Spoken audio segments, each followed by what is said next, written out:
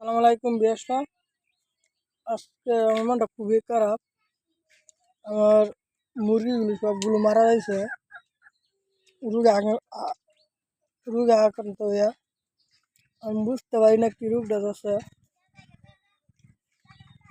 এখন তো আমি ঠিক বুঝতে পারছি কি রোগটা আছে। পটক করে মুরগি বালা টাকা এমনি এমনি মারা যায়, জিম মেরে বসে মারা যায়। এই দেখেন 10টা মুরগি আর 10টা মুরগি আছে আমার 280টা মুরগির থেকে।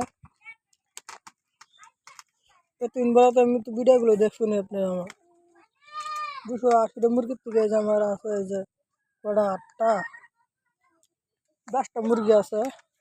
এই দেখেন পুরাটাই ধ্বংস হচ্ছে আমার খামা। রোগটা হয়েছে এটা আপনার কিডনি মারা সমস্যা হচ্ছে।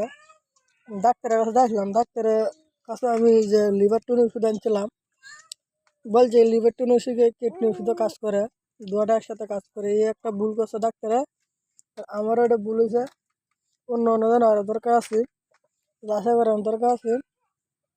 এই যে দেখেন মুরগিটা আমি কাছাইতেছি, এই যে মুরগিটি ভালো তো মুরগি খাইয়ে ঘুরে পট করে মরে যা। এর মারে আমি আবার দিলাম অনেক জাতের ওষুধ ভাইরাসের।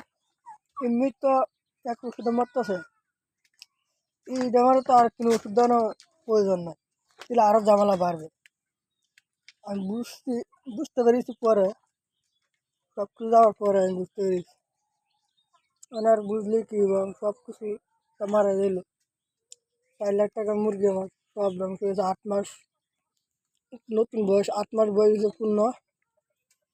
আপনারা আশা করি একটা লাইক দিবেন যদি ভালো লাগে।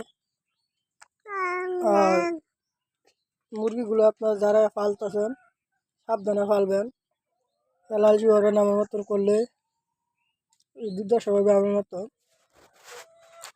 আশা করি সবাই বুঝতে পেরেছেন।